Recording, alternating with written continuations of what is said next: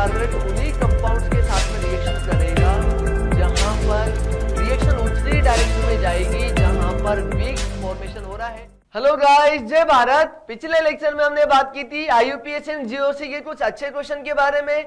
आज हम बात करने वाले हैं जीओसी के और अच्छे क्वेश्चंस के बारे में, और वही सारे क्वेश्चन जहां पर बच्चों को मेनली प्रॉब्लम्स आती है और जहां पर बच्चा सिली मिस्टेक ज्यादा करता है, वही सारे क्वेश्चंस आज मैं उठाकर लेके आया हूं ताकि आपके कॉन्सेप्ट्स को बहुत ज्यादा स्ट्रॉन्ग कर दिया जाए। चलो शुरू करते हैं।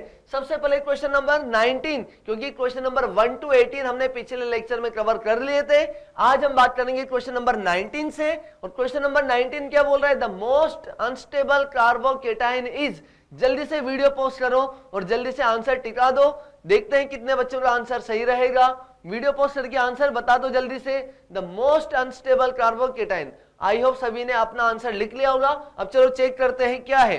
तो ध्यान देना, हम जानते हैं कार्बोकेटाइन की स्टेबिलिटी कौन बढ़ाता है? सर, जो डोनेटिंग ग्रुप होते हैं, इलेक्ट्रॉन देने वाले ग्रुप होते हैं, वो उसकी स्टेबिलिटी को बढ़ा देते हैं, क्योंकि कार्बन के ऊपर पॉजिटिव, मतलब कार्बन के ऊपर जब भी पॉजिटिव चार्ज आता है सर, उसके पास इलेक्ट्रॉन की डेफिशिएंसी हो चुकी है, तो जो इलेक्ट्रॉन देने वाले ग्रुप है वो उसकी स्टेबिलिटी बढ़ा देंगे। जल्दी से बता दो सर, यहां पर CH3 डोनेटिंग ग्रुप है, यहां पर Cl जो है इलेक्ट्रॉन विड्रॉइंग ग्रुप है, मानते हैं इलेक्ट्रॉन विड्रॉइंग ग्रुप है, ये स्टेबिलिटी को डिक्रीज कर देगा।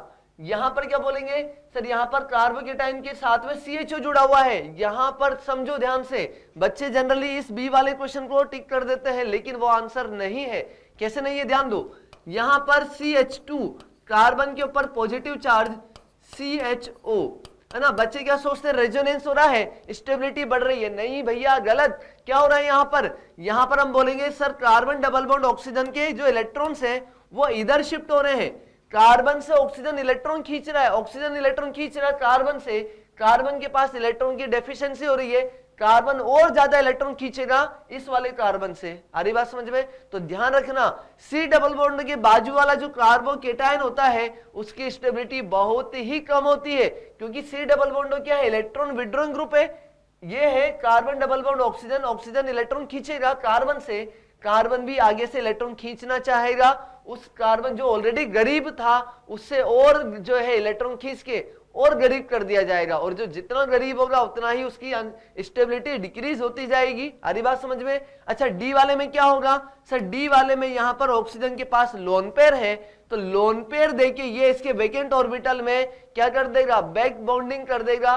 बैक बॉन्डिंग करने के बाद हम बोलेंगे सर, यहां पर स्टेबिलिटी सबसे ज्यादा हो जाएगी। चारों में अगर कोई तुमसे पूछे सबसे ज्यादा स्टेबिलिटी किसकी, तो हम आंसर टिकाएंगे डी को। लेकिन हमारा क्वेश्चन क्या दिया हुआ है? मोस्ट अनस्टेबल पूछा है, तो मोस्ट अनस्टेबल कार्बोकेटाइन हो जाएगा सी, और मोस्ट स्टेबल पूछता तो हमारा आंसर आ जाता डी। आ रही बात समझ में? और ध्यान से समझना, कार्बोकेटाइन की स्टेबिलिटी जो डोनेटिंग वाले ग्रुप है वो स्टेबिलिटी बढ़ाते हैं। कौन कौन से ग्रुप होते हैं ऐसे सर? +M +H और +I वाले ग्रुप जो होते हैं ये डोनेटिंग वाले ग्रुप होते हैं, इलेक्ट्रॉन देना चाहते हैं, कार्बन के ऊपर जो गरीबी आई हुई है उसे दूर कर देते हैं और उसकी स्टेबिलिटी को बढ़ा देते हैं। लेकिन कुछ ऐसे भी लालची बंदे होते हैं -M -H और -I वाले, जो कि इलेक्ट्रॉन खींचना चाहते हैं। इलेक्ट्रॉन खींचे, जो कार्बन ऑलरेडी गरीब है उससे और इलेक्ट्रॉन खींच के उसे और गरीब कर देते हैं। तो ये जो दोनों है, क्लोरीन और CHO, उसी कैटेगरी के लोग हैं जो कार्बोकेटाइन की स्टेबिलिटी को डिक्रीज कर देते हैं। हो जाएगा ये। और ये जो CHO, इसका इलेक्ट्रॉन विड्रॉइंग पावर बहुत ज्यादा है, तो ज्यादा है, उसकी स्टेबिलिटी को डिक्रीज कर देगा, और यहां पर ऑक्सीजन लोन पर देके उसकी स्टेबिलिटी को बढ़ा देगा। तो D is highly stable, C is highly unstable. Clear? अच्छे से आगे बढ़ते हैं। ये तो हो गया क्वेश्चन नंबर 19। देखते हैं question number 20। Which of the following is most stable carbocation?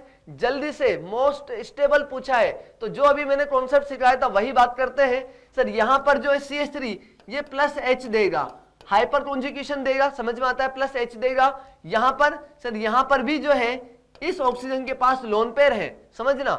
यहां से +H तो मिल ही रहा था, CH3 की तरफ से +H मिल रहा था, ऑक्सीजन के पास लोन पेयर है, तो ये लोन पेयर देके बैक बॉन्डिंग भी कर सकता है। आ रही बात समझ में सर? मतलब ए से बहुत ज्यादा स्टेबल बी हो जाएगा, क्योंकि बैक बॉन्डिंग हो रही है। आ रही बात समझ में? दूसरी बात सर, यहां पर भी नाइट्रोजन के पास लोन पेयर है, ये नाइट्रोजन लोन पेयर देके भी बैक बॉन्डिंग कर सकता है। बैक बॉन्डिंग समझ में आती है ना? बैक बॉन्डिंग बैक बॉन्डिंग से सर उसकी इलेक्ट्रॉन डेफिशिएंसी बहुत ज्यादा दूर हो जाती है। ये जो कार्बन के पास इलेक्ट्रॉन की डेफिशिएंसी आई हुई थी, नाइट्रोजन इजीली लोन पेयर देके उसकी स्टेबिलिटी को बढ़ा देता है, उसके पास जो इलेक्ट्रॉन की डेफिशिएंसी है उसे दूर कर देता है। ऑक्सीजन और नाइट्रोजन में किसकी इलेक्ट्रॉन देने की पावर ज्यादा है? सर नाइट्रोजन की इलेक्ट्रॉन नेगेटिविटी कम है, तो नाइट्रोजन अपना लोन पेयर इजीली देगा। अगर लोन पेयर इजीली देगा तो ज्यादा अच्छे से उसकी स्टेबिलिटी बढ़ा पाएगा। C will be the most stable. बात करते हैं डी। सर यहां पर तो कोई भी देने वाला ग्रुप जुड़ा हुआ नहीं है। दूसरी बात, यहां पर कार्बन के ऊपर पॉजिटिव है, डबल बॉन्ड के ऊपर पॉजिटिव है। यहां पर हम बोलेंगे सर कार्बन के पास यहां पर प्लस एच भी लग रहा था, और नाइट्रोजन का जो प्लस एम है, प्लस एम, या मैं बोल दूं बैक बॉन्डिंग, वो बहुत ज्यादा होती है। अरे बात समझे, मतलब सी सबसे ज्यादा स्टेबल है, then B, then A, then D. D is highly unstable. इन चारों में डी सबसे कम स्टेबल है, सी सबसे ज्यादा स्टेबल है due to back bonding and hyperconjugation. हो जाएगा ये। चलो आगे बढ़ते हैं, आगे बात करते हैं।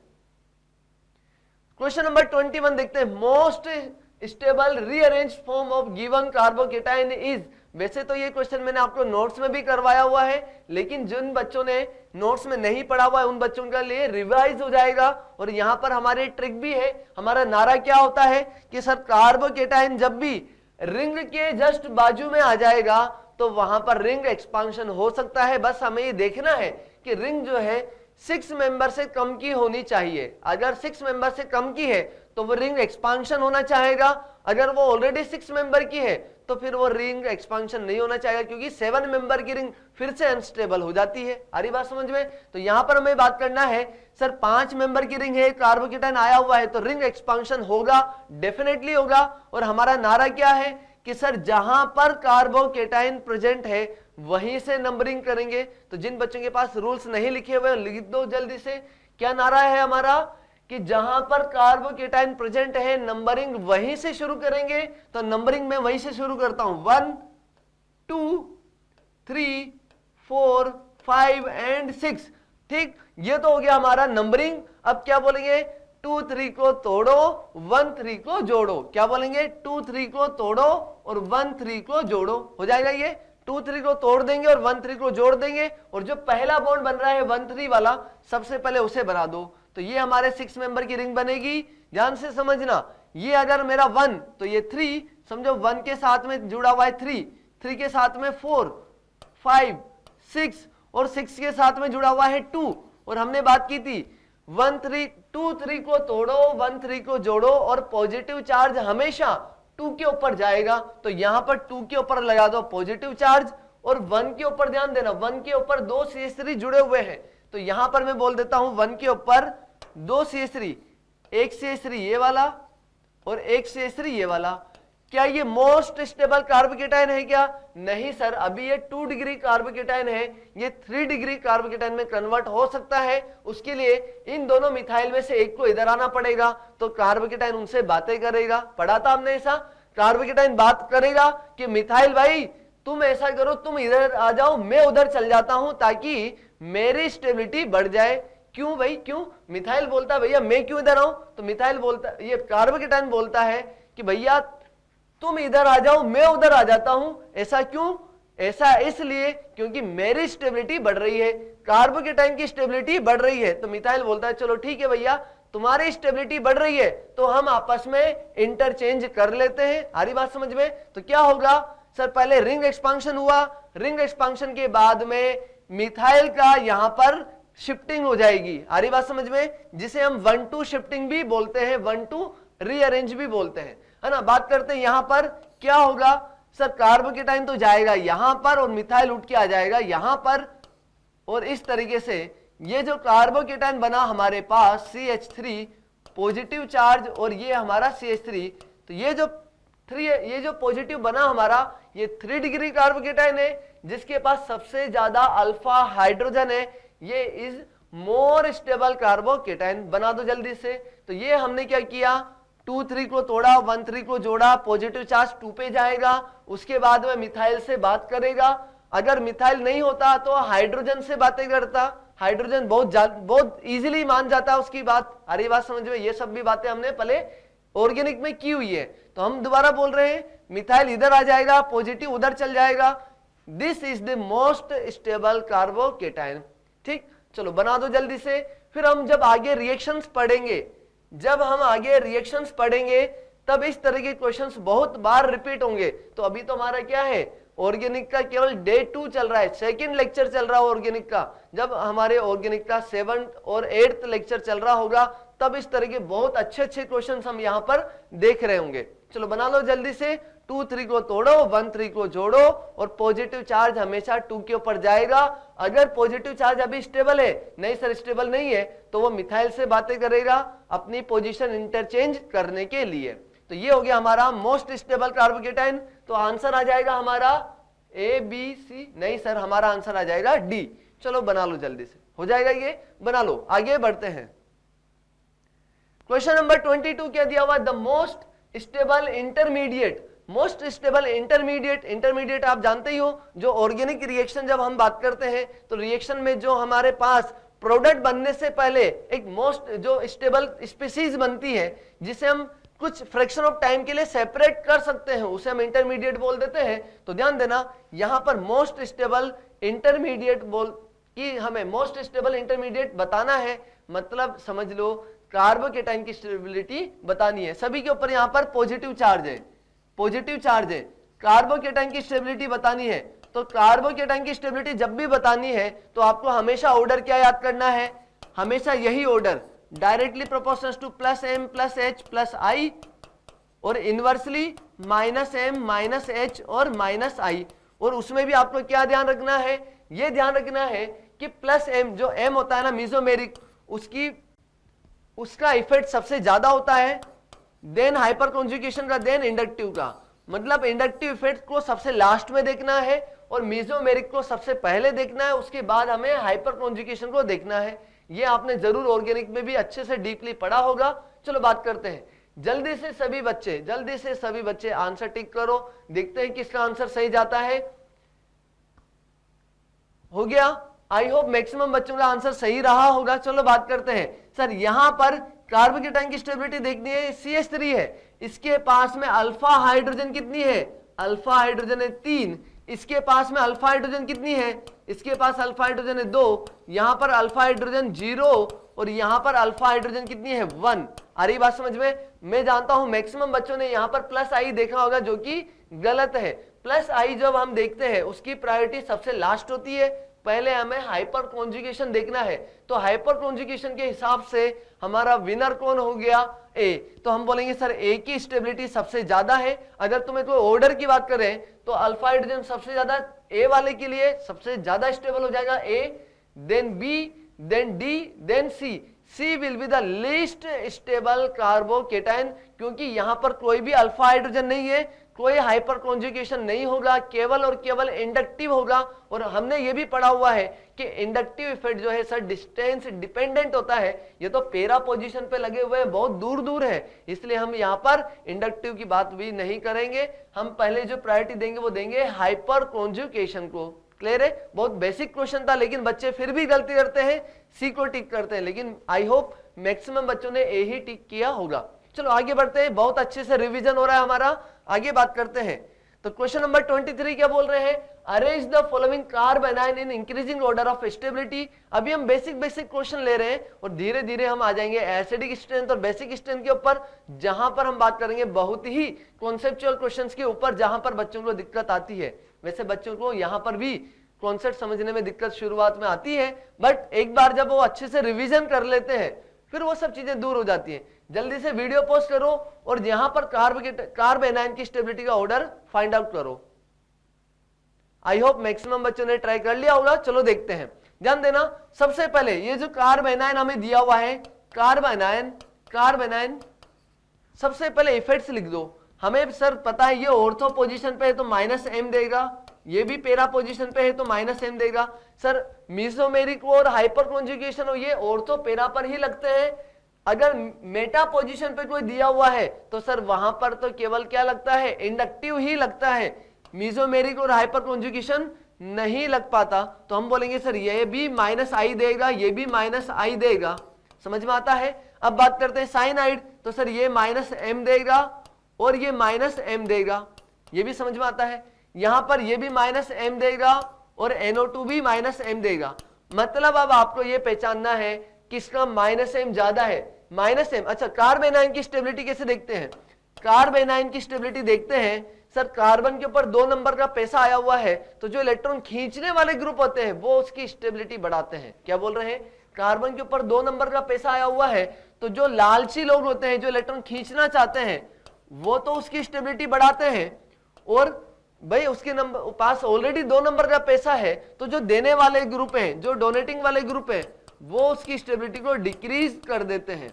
जस्ट कार्बन के टाइम का अपोजिट हो जाता है। अरे बात समझ में? लिख दो जल्दी से। यहां पर बात करेंगे भैया, ये हमारा क्या है? कार्बन के ऊपर ऑलरेडी 2 नंबर का पैसा है, तो विड्रॉइंग वाले ग्रुप जो है, इलेक्ट्रॉन विड्रॉइंग ग्रुप जो है वो स्टेबिलिटी बढ़ाएंगे, इलेक्ट्रॉन डोनेटिंग ग्रुप जो है स्टेबिलिटी को डिक्रीज कर देंगे। अब जल्दी से इन सभी में बताओ, तो ये सर -m दे रहा है, ये -i दे रहा है, -m और यहाँ पर -m। अच्छा, सभी जगह सर मिजोमेरिक और इंडक्टिव माइनस वाले ही है, विड्रॉइंग ग्रुप ही जुड़े हुए हैं। तो सबसे पहले ऑर्डर किसे देखोगे सर? ऑर्डर दोगे MHI को दोगे। अब उसके बाद हम करते हैं मिजोमेरिक किसका सबसे ज्यादा होता है? तो सर NO2 का जो -m है ना वो सबसे ज्यादा होता है। अरे बात समझ में? सबसे ज्यादा होता है, इसका -m सबसे ज्यादा है, इसकी स्टेबिलिटी सबसे ज्यादा होगी, मतलब 1 की स्टेबिलिटी सबसे ज्यादा होगी। ऑप्शन B C D सब में ये दिया हुआ है, ठीक है, ध्यान दो। दूसरी बात सर, इसमें भी -m, यहां पर -i, मतलब 1 की स्टेबिलिटी सबसे ज्यादा, 2 की स्टेबिलिटी सबसे कम।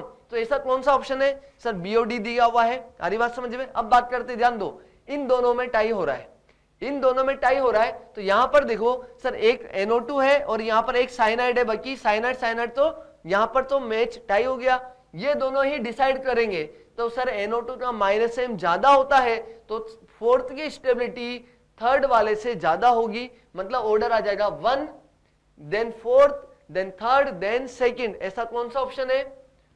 First, fourth, third and second. चलो लगा दो D, हो जाएगा। ये बहुत बेसिक क्वेश्चन था, लेकिन आपको समझ में आना चाहिए। NO2 का -m सबसे ज्यादा होता है, साइनाइड का -m उससे थोड़ा सा कम होता है, क्योंकि यहां पर खींचने वाला बंदा कौन है? नाइट्रोजन है। यहां पर खींचने वाला बंदा कौन है? कार्बन। नाइट्रोजन की इलेक्ट्रोनेगेटिविटी ज्यादा होती है, नाइट्रोजन ज्यादा अच्छे से इलेक्ट्रॉन खींच पाता है, कार्बन की इलेक्ट्रोनेगेटिविटी कम होती है, वो कम इजीली इलेक्ट्रॉन खींच पाता है, अच्छे से नहीं खींच पाएगा। -m कम होता है, NO2 का -m ज्यादा होता है। हो जाएगा, ये बना दो। आई होप आपको अच्छे से समझ में आ गया होगा। और मैंने आपको -m और -i का बड़ा सा एक ऑर्डर भी लिखाया हुआ है नोट्स में, उसे भी आप रिवाइज कर लेना। चलो हो गया ये। क्वेश्चन नंबर 24 के ऊपर आ जाते हैं। बेसिक क्वेश्चन है, लेकिन ये क्वेश्चन मार्केट में आने लायक है। बेसिक क्वेश्चन है, लेकिन आते हैं इस टाइप के question. Which of the following acid has the smallest dissociation constant? Smallest dissociation constant, acid का डिसोसिएशन कांस्टेंट होता है Ka। अरे बात समझ में? मतलब आपको बताना है कि कौन जो है वीक एसिड है, जो जितना कम डिसोशिएट होगा, मतलब वो उतना वीक एसिड है। अरे बात समझ में? तो बताओ जल्दी से, एसिडिक स्ट्रेंथ बेसिक स्ट्रेंथ कैसे देखते हैं?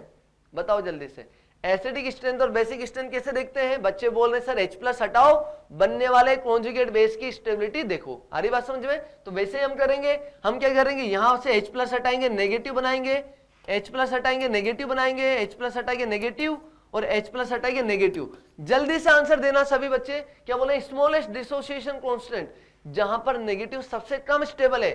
सर यहां पर -i लगेगा, यहां पर भी -i लगेगा, यहां भी -i। सर क्लोरीन जो है हेलोजन, उसका -i सबसे कम है, तो क्लोरीन की वजह से यहां पर स्टेबिलिटी सबसे कम है। ये जो सी वाला ऑप्शन है, ये सबसे लीस्ट एसिडिक है, इसका डिसोसिएशन कांस्टेंट सबसे कम हो जाएगा। अच्छा, कोई तुमसे पूछे सबसे ज्यादा किसका होगा, तो सर इसकी डिस्टेंस जो है सबसे पास में है, ए वाला जो है सबसे स्ट्रॉन्गेस्ट एसिड हो जाएगा, इसका डिसोसिएशन कांस्टेंट सबसे ज्यादा, इसका सी वाले का डिसोसिएशन कांस्टेंट सबसे कम हो जाएगा। क्लियर चीज अच्छे से? क्योंकि यहां पर हमने -i की बात की, जो -i होता है वो डिस्टेंस डिपेंडेंट होता है। ये पास में लगा हुआ है, NO2 यहां पर दूर है, यहां पर भी साइनाइड दूर है। हो जाएगा ये क्लियर अच्छे से? ए स्ट्रॉन्गेस्ट एसिड और सी जो है वीकेस्ट एसिड बना लो। चलो आगे बढ़ते हैं।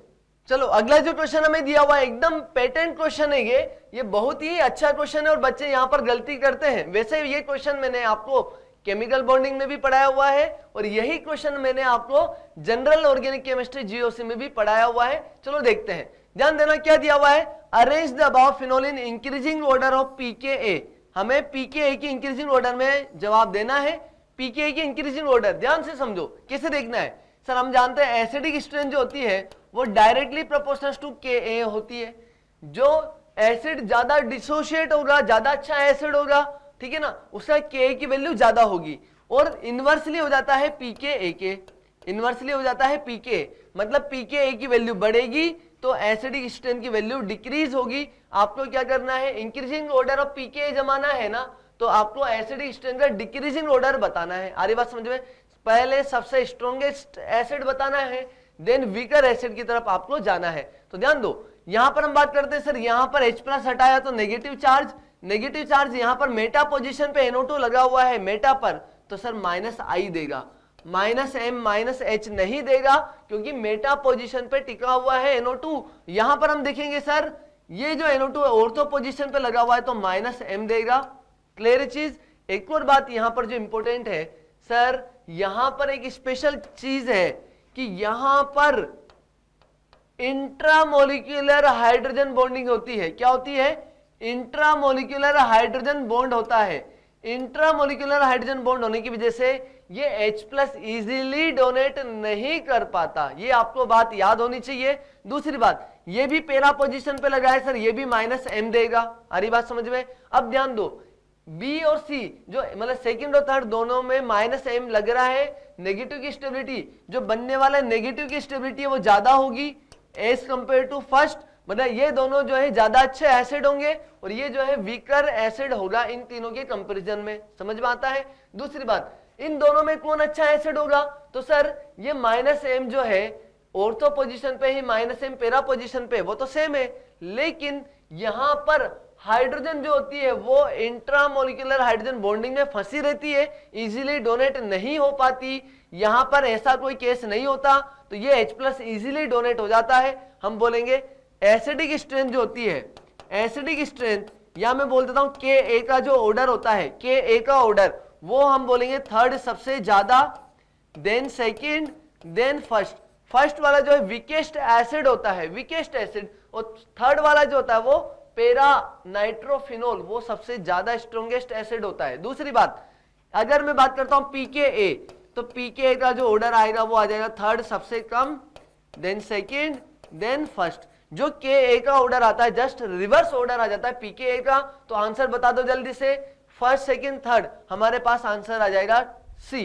कोई दिक्कत है इसमें, बहुत इजीली आपको समझ में आ गया होगा। हमने यहां पर जो स्पेशल बात की वो क्या की है, intramolecular hydrogen bond, intramolecular hydrogen bond. अच्छा, यहां से एक क्वेश्चन बहुत बेसिक वापस से आता है, आपने जरूर बॉइलिंग पॉइंट के बारे में भी पढ़ा होगा, वो बात भी मैं यहां पर कर लेता हूं। अगर पैरा मतलब इसमें ऑर्थो और पैरा में कोई तुमसे बोले बॉइलिंग पॉइंट किसका ज्यादा होता है किसका कम होता है, तो आपको पता है सर ये मॉलिक्यूल अपने आप में ज्यादा स्टेबल है। ऑर्थोनाइट्रोफिनोल में इंट्रामोलिक्यूलर हाइड्रोजन बॉन्डिंग होती है, मॉलिक्यूल अपने आप में ज्यादा स्टेबल होता है, अपने आप में ज्यादा स्टेबल है, तो ये दूसरे मॉलिक्यूल के साथ में अच्छे से बॉन्ड नहीं बना पाएगा। तो क्या बोलेंगे, थोड़ा सा टेम्परेचर दिया मॉलिक्यूल्स दूर दूर हो जाएंगे, वेपर्स बन जाएंगे। बात समझ में आ रही है, और वेपर्स बन जाएंगे जल्दी से, तो हम बोले इसका बॉइलिंग पॉइंट कम होगा। जबकि इसके जो पैरानाइट्रोफिनोल के जो मॉलिक्यूल्स है उनके बीच में इंटरमोलिक्यूलर हाइड्रोजन बॉन्डिंग होती है, और intermolecular hydrogen bond strong bond है। आ रही बात समझ में, तो मॉलिक्यूल एक दूसरे के साथ अच्छे से कनेक्टेड रहते हैं। तुम टेम्परेचर दोगे वो अच्छे से कनेक्टेड है, बॉन्ड ब्रेक नहीं होगा और वो जल्दी से वेपर्स नहीं बना पाएंगे। तो हम बोलते हैं पैरानाइट्रोफिनोल का बॉइलिंग पॉइंट ऑर्थोनाइट्रोफिनोल से ज्यादा होता है। पैरानाइट्रोफिनोल की पानी में सोलिबिलिटी ऑर्थोनाइट्रोफिनोल से ज्यादा होती है।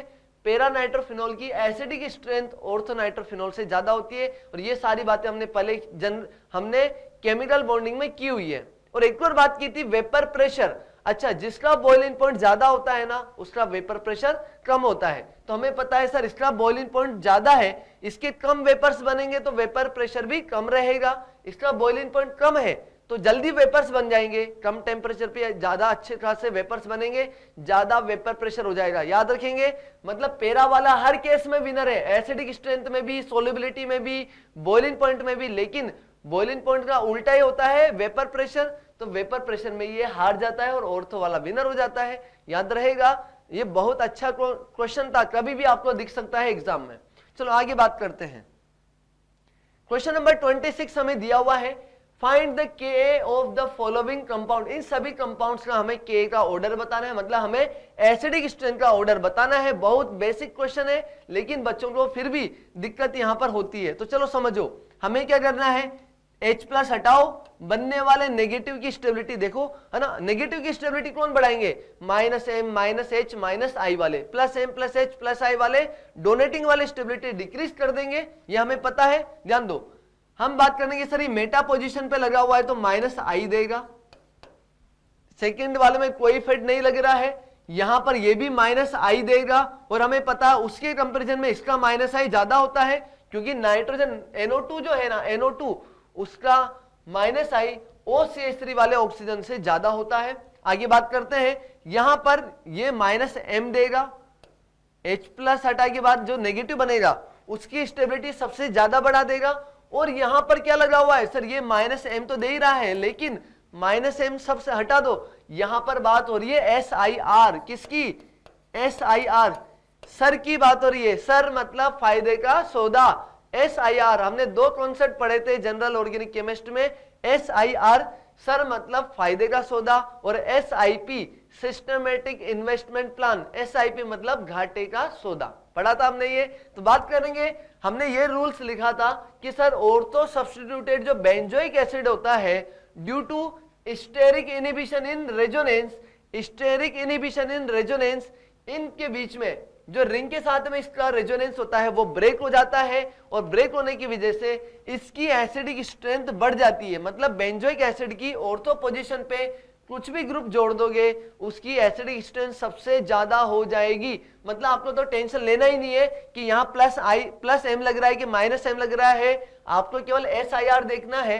SIR अगर दिख गया, बेंजोइक एसिड की ऑर्थो पोजीशन पे कोई भी बल्कि ग्रुप दिख गया, तो आप बोल देंगे SIR लगेगा, स्टेरिक इनहिबिशन इन रेजोनेंस, उसकी वजह से इसकी एसिडिक स्ट्रेंथ सबसे ज्यादा हो जाती है। मतलब फोर्थ वाला जो फिफ्थ वाला है सबसे स्ट्रॉन्गेस्ट एसिड है।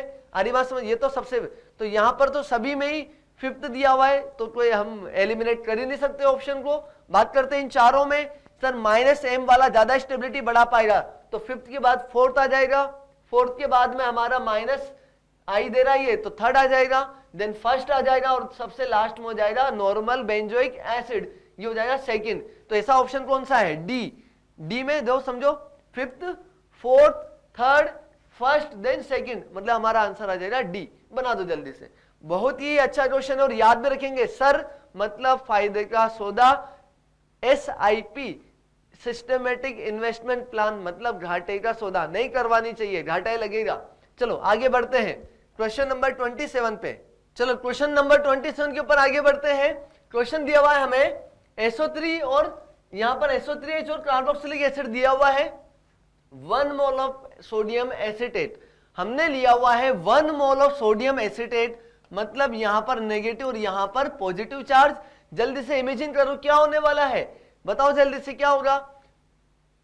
बच्चे बोल रहे सर यहां तो एसिड बेस रिएक्शन हो जाएगी, चलो बहुत अच्छी बात है। ध्यान दो, जिन बच्चों को समझ में नहीं आया होगा क्या होने वाला है, उन बच्चों के लिए मैं बोलता हूं कि ये से जो क्वेश्चंस होते हैं, ऐसे जो क्वेश्चंस होते हैं पहले जेई एडवांस में आया करते थे, लेकिन अब जेई मेंस में भी आने लग गए हैं, तो हमें इन्हें अच्छे से समझना है। यहां पर हमें पता है सर ये जो है ये कॉन्जुगेट, ये क्या है, बेस है, ये हमारे पास बेस है, ये जो बेस है ये बेस जाएगा और इन दोनों में से जो ज्यादा एसिडिक है उसकी हाइड्रोजन लेके भाग जाएगा। तो हमें देखना है सल्फोनिक एसिड और कार्बोक्सिलिक एसिड में दोनों में से किसकी हाइड्रोजन ज्यादा एसिडिक है। तो बताओ जल्दी से सर, यहां पर हमें देखना है कि सर ये जो कार्बोक्सिलिक, ये जो सोडियम एसिटेट बन रहा है ये उसकी हाइड्रोजन लेके जाएगा जो ज्यादा एसिडिक है। तो sulphonic acid is stronger acid than carboxylic acid. ऐसे मैंने कैसे बोल दिया, चलो ध्यान दो सर, सल्फोनिक एसिड में H+ हटा तो बनेगा SO 3 नेगेटिव, ये होता है सल्फोनिक एसिड, है ना। कार्बोक्सिलिक एसिड क्या होता है सर, वो होता है C double bond O, O के ऊपर नेगेटिव चार्ज, ये होता है कार्बोक्सिलिक एसिड, और ये होता है सल्फोनिक एसिड।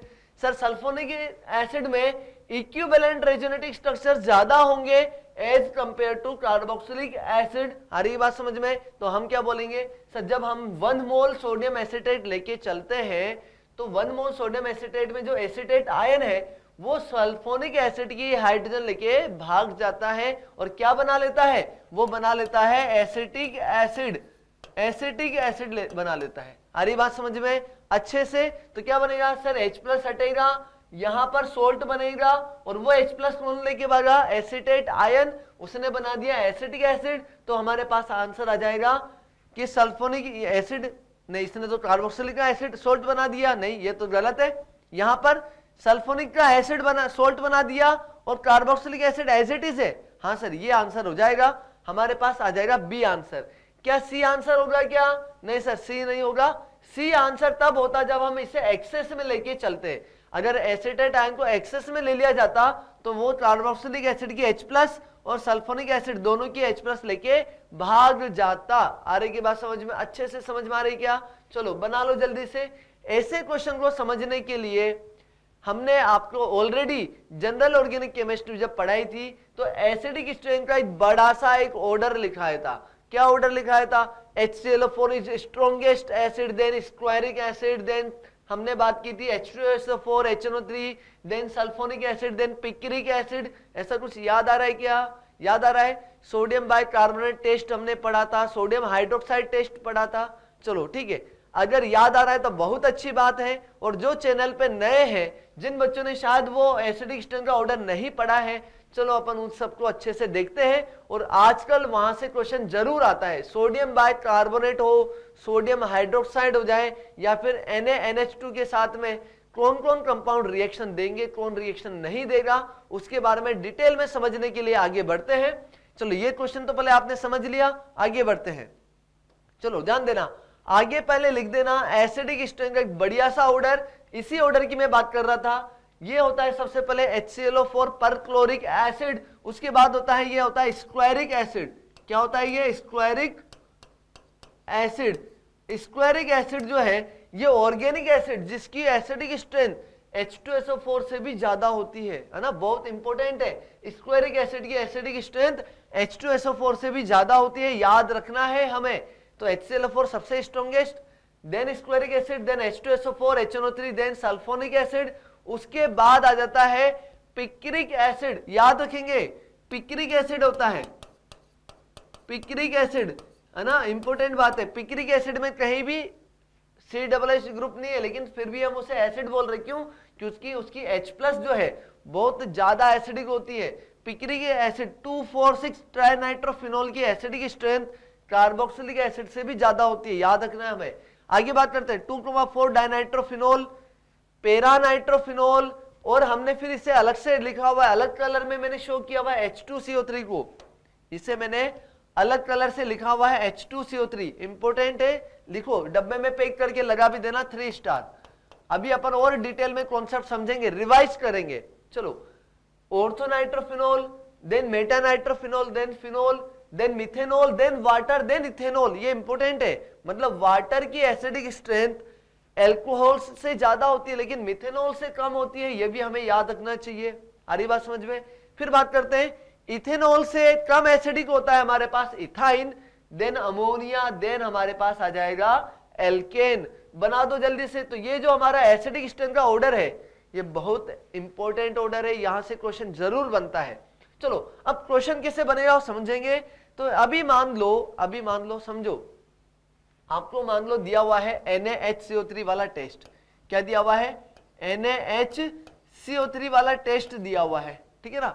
मतलब तुम्हें बोला जाए कि इन सब में से कौन से कंपाउंड सोडियम बाइकार्बोनेट के साथ में टेस्ट दे पाएंगे। और ये टेस्ट क्या होता है सर? ये टेस्ट होता है कि जो सोडियम बाइकार्बोनेट में ये HCO3 नेगेटिव आयन होता है ना, ये HCO3 नेगेटिव आयन जाता है, जो एसिड है, जो स्ट्रॉन्गर एसिड है उसकी H प्लस लेके भाग जाता है।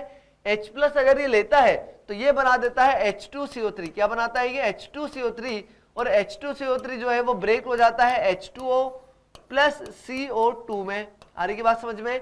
तो ये ध्यान से समझो, ये HCO3 नेगेटिव इन एसिड्स की H प्लस लेके भाग जाता है, H2CO3 बनाता है, वो ब्रेक हो जाता है H2O प्लस CO2 में। और ध्यान से समझेंगे, ये जो CO3 में ये जो कार्बन आता है, ये कार्बन आता है इस NaHCO3 वाले कार्बन से। बहुत बार बता चुका हूं मैं पहले भी, फिर से रिपीट कर रहा हूं, सोडियम बाइकार्बोनेट का जो कार्बन होता है वही कार्बन H2CO3 में आता है और वही कार्बन तुम्हें CO2 में भी मिलता है। क्लियर अच्छे से? अब ध्यान दो, सोडियम बाइकार्बोनेट उन्हीं कंपाउंड्स के साथ में रिएक्शन करेगा जहां पर एसिड बेस रिएक्शन जब हो रही है ना, समझो एसिड बेस रिएक्शन हो रही है तो रिएक्शन उसी डायरेक्शन में जाएगी जहां पर वीक एसिड बन रहा है। क्या बोलेंगे? वहीं पर जाएगी जहां पर वीक एसिड बन रहा है। तो NaHCO3 जब H2CO3 बनाता है तो हमें देखना है H2CO3 तो प्रोडक्ट की साइड में होगा, तो रिएक्टेंट की साइड में, मतलब सोडियम बाइकार्बोनेट के साथ में यहां पर हमें कौन सा कंपाउंड लेना है? यहां पर हमें वो कंपाउंड लेना है जो H2CO3 से ज्यादा स्ट्रॉन्गर एसिड होंगे। मतलब अगर आपने सोडियम बाइकार्बोनेट की रिएक्शन पैरानाइट्रोफिनोल 2,4 डाइनाइट्रोफिनोल कार्बोक्सिलिक एसिड इन सब के साथ में करवा दी तो रिएक्शन हो जाएगी। लेकिन अगर सोडियम बाइकार्बोनेट की रिएक्शन आपने अल्काइन के साथ, अमोनिया के साथ, ऑर्थोनाइट्रोफिनोल, फिनोल, इथेनॉल, मिथेनॉल, वाटर के साथ करवा दी, कोई रिएक्शन नहीं होगी, क्योंकि इन सब की एसिडिक स्ट्रेंथ H2CO3 से कम होती है। रिएक्शन जो है फॉरवर्ड जा ही नहीं पाएगी। आ रही की बात समझ में अच्छे से? है ना? इंपॉर्टेंट है, पहले लिख दो जल्दी से, इंपॉर्टेंट बात है।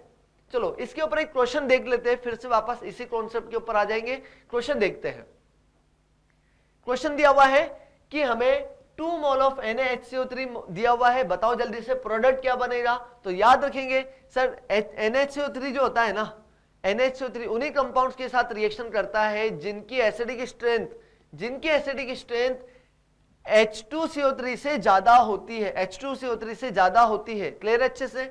चलो तो यहां पर हम बात करेंगे, ये उन्हीं कंपाउंड से रिएक्शन करेगा जिनकी एसिडिक स्ट्रेंथ H2CO3 से ज्यादा होती है। तो सर ये सबसे पहले रिएक्शन करेगा सल्फोनिक एसिड के साथ। अगर मैंने 1 मोल लिया होता ना, 1 मोल लिया होता तो ये इसकी H प्लस लेके भाग जाता। अगर इसकी H प्लस लेके भाग जाता तो क्या बनाता? H2CO3 बनाता। और H2CO3 जो है ना फर्दर ब्रेक हो जाता है H2O प्लस CO2 में, और CO2 जो है चर चर करके इफर्विसेंस बनाता है। क्या बोल रहे हैं? अगर इसमें हमने सोडियम बाइकार्बोनेट मिला दिया, H2CO3 बनेगा, H2CO3 ब्रेक होके CO2 देगा। तो अगर सॉल्यूशन में से ऐसे इफर्विसेंस बनते हैं CO2 के, तो हम बोल देंगे वहां पर ऐसा कंपाउंड प्रेजेंट है जिसकी एसिडिक स्ट्रेंथ H2CO3 से ज्यादा है। आ रही की बात समझ में? तो अगर 1 मोल लिया तो पहले सल्फोनिक एसिड की H प्लस भागेगी, 2 मोल ले लिया तो कार्बोक्सिलिक एसिड की भी H प्लस जो है वो गायब हो जाएगी। समझ में आ रही बात? मतलब हम बोलेंगे NaHCO3 जो है एक बार यहां से H प्लस लेके भागेगा तो एक बार CO2 मिलेगा, एक बार यहां से H प्लस लेके भागेगा तो एक बार यहां से भी CO2 मिलेगा, मतलब 2 मोल CO2 मिलेगी। हम बोलेंगे 2 मोल ऑफ CO2 जो है वो रिलीज हो जाएगी। बात समझ में आ रही है? क्या ये NaHCO3 इस फिनोल के साथ में रिएक्शन कर पाएगा? नहीं कर पाएगा। अरे बात समझ में? NaHCO3 जो होता है वो फिनोल की H प्लस लेके नहीं भागता, क्योंकि फिनोल की, समझो फिनोल की एसिडिक स्ट्रेंथ H2CO3 से कम होती है, रिएक्शन फॉरवर्ड डायरेक्शन में नहीं जा पाती। मतलब अगर आप लोग को ऐसे बोल दे क्या फिनोल NaHCO3 के साथ में रिएक्शन करता है, तो हम बोलेंगे इनके बीच में कोई रिएक्शन नहीं हो पाती, क्योंकि बनने वाला जो H2CO3 है, समझो जो बनने वाला H2CO3 है, यहां पर अगर मान लो जो H2CO3 बनेगा, ये NaHCO3 इसकी H प्लस लेके भागेगा, H2CO3 बनाएगा, इसकी एसिडिक स्ट्रेंथ ज्यादा है तो रिएक्शन कहां जाएगी? वापस बैकवर्ड चल जाएगी, क्योंकि रिएक्शन एसिड बेस रिएक्शन उधर जाती है जहां पर वीक बेस बनता है। हो जाएगा ये? चलो तो ये हो गया, बात समझ में आती है। ऐसे ही बात समझना, ये जो वाटर होता है ना, वाटर, तो हम बोलेंगे कि वाटर से जितने भी स्ट्रॉन्गर एसिड्स होते हैं वो सब NaOH के साथ में रिएक्शन देते हैं। क्या बोल रहे हैं? जितने भी वाटर से स्ट्रॉन्गर एसिड्स होते हैं वो सब NaOH के साथ में रिएक्शन देते हैं, क्योंकि NaOH के साथ जब एसिड्स की रिएक्शन होती है OH माइनस उनकी H प्लस लेके भाग जाता है, वाटर बनाता है, आ रही की बात समझ में, वाटर बनाता है, तो हम क्या बोलेंगे, ये सारे कंपाउंड्स NaOH के साथ में रिएक्शन देंगे। लेकिन क्या अमोनिया NaOH के साथ में रिएक्शन देगा? नहीं सर। क्या इथाइन NaOH के साथ में रिएक्शन देगा? नहीं सर।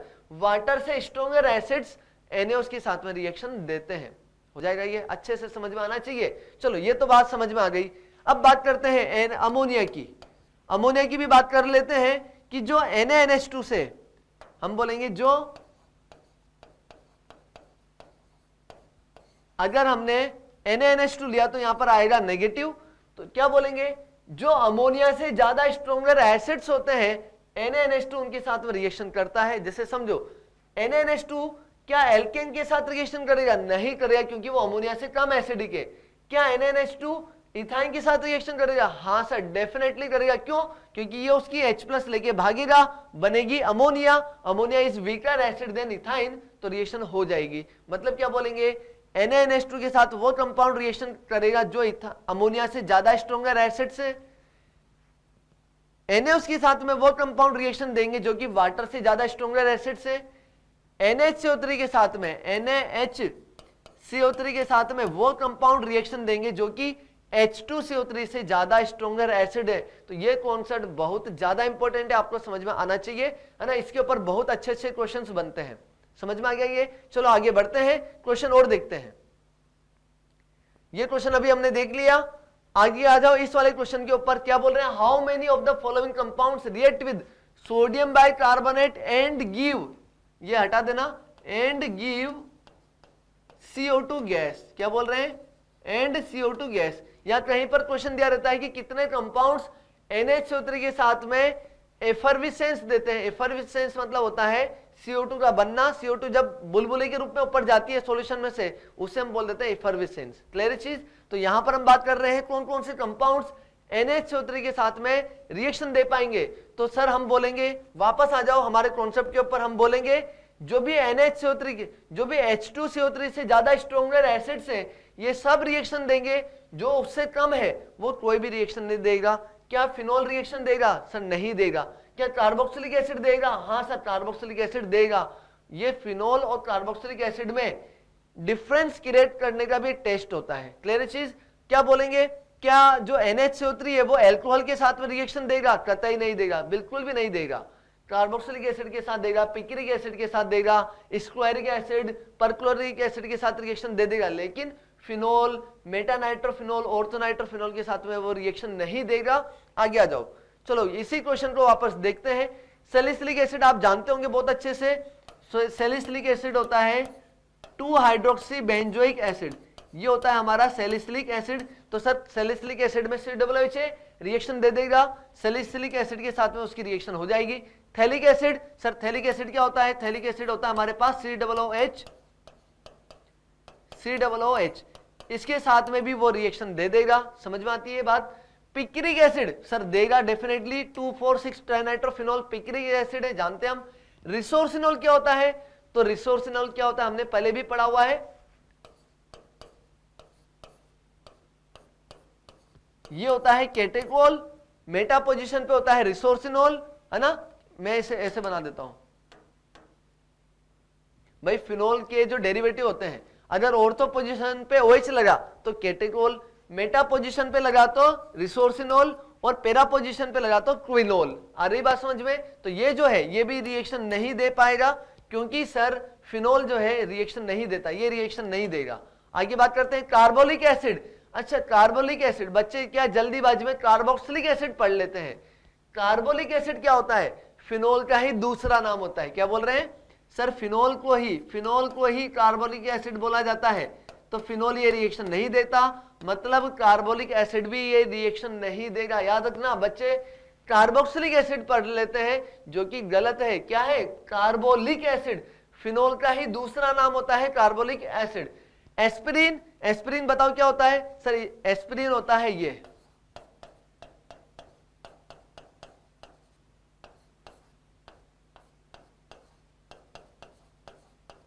अरे बात समझ में? जब सैलिसिलिक एसिड का एसिटाइलेशन करवा देते हैं एसिटिल क्लोराइड या एसिटिक एनहाइड्राइड के साथ, तो हमारा एस्पिरिन बनता है, और एस्पिरिन में COOH ग्रुप प्रेजेंट है, तो सर ये रिएक्शन देगा। एस्पिरिन भी रिएक्शन देगा। एनिसोल देगा क्या? नहीं सर, एनिसोल क्या होता है? OCH3, एनिसोल होता है OCH3। ईथर होता है, रिएक्शन नहीं देगा, बिल्कुल रिएक्शन नहीं देगा, ये रिएक्शन नहीं देगा। क्या टार्ट्रिक एसिड देगा? बताओ टार्ट्रिक एसिड क्या होता है सर? टार्ट्रिक एसिड होता है OH HH COOH और यहां पर भी COOH। तो सर हाँ, ये रिएक्शन दे देगा, टार्ट्रिक एसिड भी रिएक्शन दे देगा। कितने कंपाउंड से? ये इंटीजर टाइप से क्वेश्चन कभी भी जेईई मेंस में आ सकता है। कितने कंपाउंड से बता दो जल्दी से जो रिएक्शन देंगे?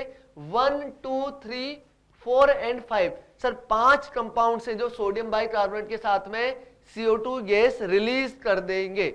हो जाएगा ये अच्छे से?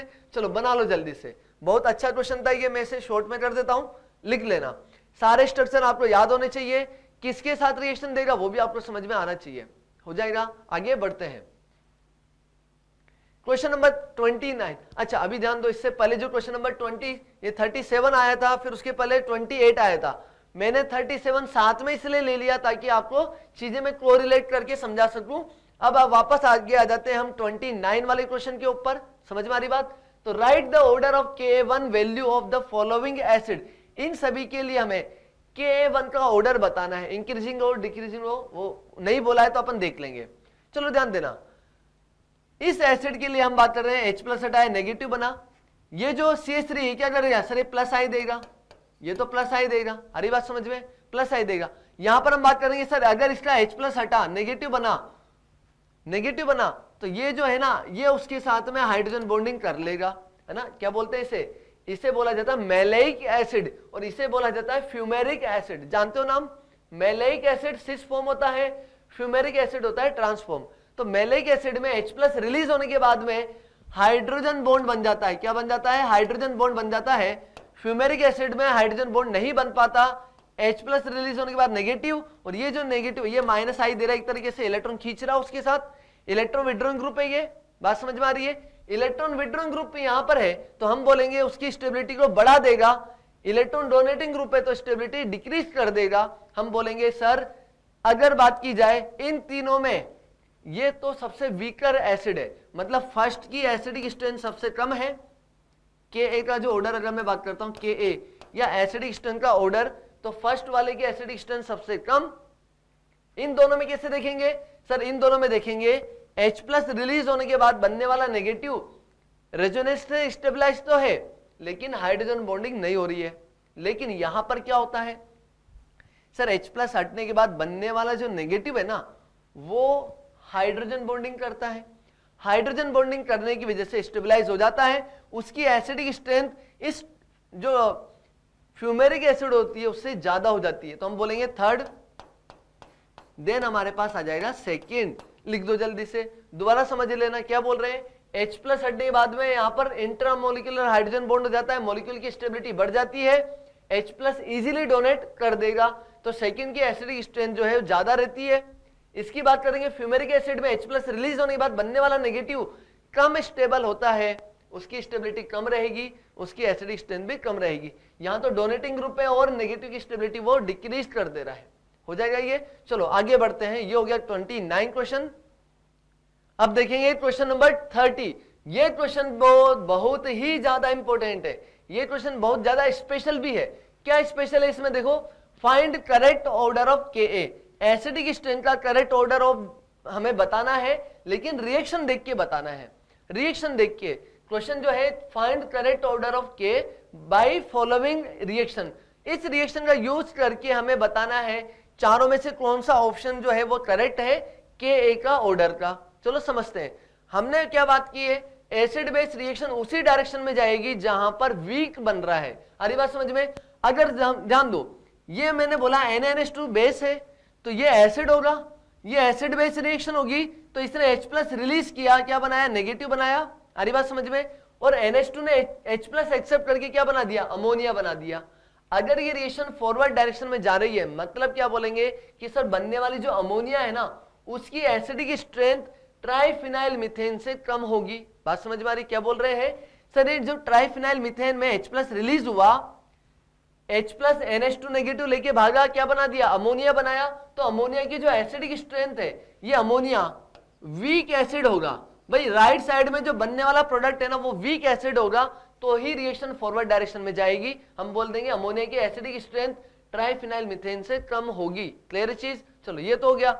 आगे बात करते हैं, जब ये हमारे पास नेगेटिव बना, इसने इथाइन के साथ रिएक्शन करी, अब ये बेस बना। अगर ये बेस है, इस एसिड के साथ में रिएक्शन कर रहा है तो क्या बना हमारे पास नेगेटिव और ये ट्राइफिनाइल मीथेन बन गया। समझना ध्यान से, ये हमारा एसिड था, ये एसिड ने H+ दिया और इसने बना दिया ट्राइफिनाइल मीथेन, ये हमारे पास बना वीक एसिड। आ रही की बात समझ में? ये रिएक्शन फॉरवर्ड डायरेक्शन में तभी जा रही होगी जब हमारा ये जो बनने वाला ट्राइफिनाइल मीथेन है ये अल्काइन के कंपैरिजन में वीकर एसिड हो। आ रही बात समझ में? तो क्या बोले, ये नेगेटिव उसकी H+ लेके जैसे ही ट्राइफिनाइल मीथेन बनाएगा रिएक्शन फॉरवर्ड डायरेक्शन में जाएगी। क्यों जा रही है?